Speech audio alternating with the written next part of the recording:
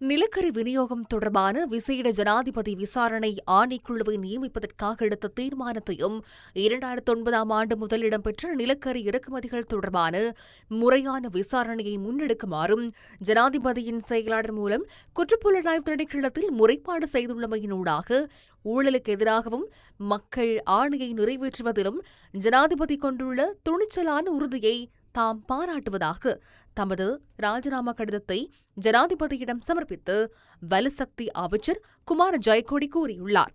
அதற்கமைய எதிர்வரும் காலங்களில் முன்னெடுக்கப்படவுள்ள விசாரணை நடவடிக்கைகள் மிகவும் சுயாதீனமாகவும் எவ்வித பக்கசார்பின்றியும் முன்னெடுக்கப்பட வேண்டும் என தான் நம்புவதாக அமைச்சர் குமார் ஜெயக்கொடி தெரிவித்தார். விசாரணைகள் நடைபெறும் காலப்பகுதியில் தான் அந்த பதவியில் நீடிப்பது அதற்கு தடையாக அமையலாம் என்ற நிலைப்பாட்டின் அடிப்படையில் இன்று முதல் நடைமுறைக்கு வரும் வகையில் அமைச்சு பதவியிலிருந்து விலகுவதாக அவர் மேலும் கூறியுள்ளார்.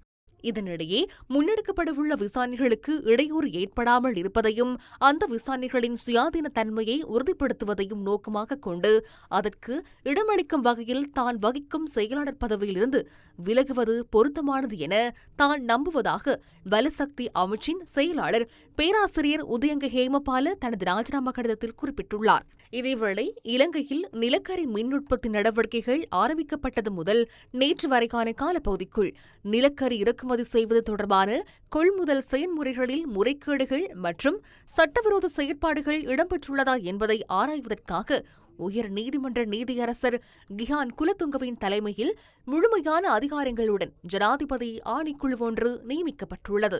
ஜனாதிபதி அனுரகுமார திசாநாயக்கவினால் 1978ஆம் ஆண்டின் 7ஆம் இலக்க விசேட ஜனாதிபதி விசாரணை ஆணைக்குழுக்கள் சட்டத்தின் 2ஆம் சரத்தின் ஏற்பாடுகளுக்கு அமைய குறித்த ஆணைக்குழு நியமிக்கப்பட்டுள்ளது. மேன்முறையீட்டு நீதிமன்ற நீதிபதி ஆதித்ய பட்டபந்தியே, மேல் நீதிமன்ற நீதிபதி சஞ்சீவ சோமரத்ன ஆகியோர் குழுவின் ஏனைய அங்கத்தவர்கள் ஆவர். ஆணைக்குழுவின் செயலாளராக ராஜாங்க அமைச்சின் முன்னாள் செயலாளர் பி.வி. பந்துலசேன நியமிக்கப்பட்டுள்ளார்.